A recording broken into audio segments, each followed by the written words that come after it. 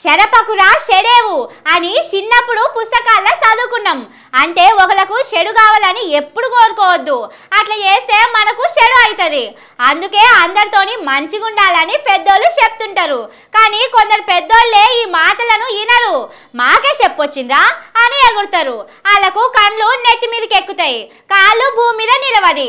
అసొంటోళ్లకు లాస్ట్కు ఇగో ఇట్లనే అవుతుంది. తమిళసై మేడం యాదుల్లా మన పాత గవర్నర్ మేడము అయినా ఎట్లా మర్చిపోతారు చెప్పుండ్రి. మర్చిపోయే మేడం ఆమె ఉన్నన్ని దినాలు రోజు పేపర్లల్లా టీవీలల్లా కనిపించుడేనాయే. అంత జల్దీ ఎట్లా మరుస్తాం చెప్పురి. గంత గొప్ప ఆమెను అసలే మర్చిపోవద్దు. ఇగో ఆ మేడం గురించే ఈ వీడియో చూడురి జరా. మరొక మాట గుర్తు చేసుకుంటే మన ప్రధాని ఇచ్చినటువంటి పిలుపులు మీకు తెలుసు కదా. నరేంద్ర మోదీ గారు ఎప్పుడు చెప్తారు, స్వచ్ఛ భారత్, ఆత్మనిర్భర్, బేటీ బచావో బేటీ పడావో. ఈ స్వచ్ఛ భారత్, ఆత్మనిర్భర్, బేటీ బచావో బేటీ పడావో. ఇదేంది అమిత్ షా సారు గట్ల గరం అవుతుండు మేడం మీదకి.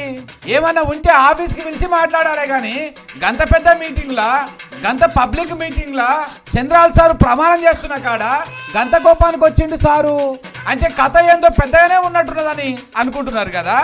నిజమేనుల్లా ఎన్నడూ ఓట్లలో గెలవకున్నా పెద్ద మనిషి లెక్క తీసుకొచ్చి తెలంగాణ రాజ్భవన్లో కూర్చోబెడితే ఆడికెళ్ళి సుతం రాజకీయం నడిపింది మేడం.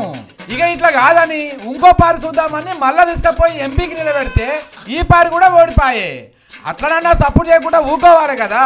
మన కాడంటే కారు పార్టీలు ఉన్నారు కాబట్టి కయ్యం పెట్టుకున్నా నడిచింది. తమిళనాడుకు పోయినాకనన్నా చక్కగా ఉండాలి కదా. సొంత పార్టీలతోనే లొల్లి పెట్టుకుంటుందంట మేడం.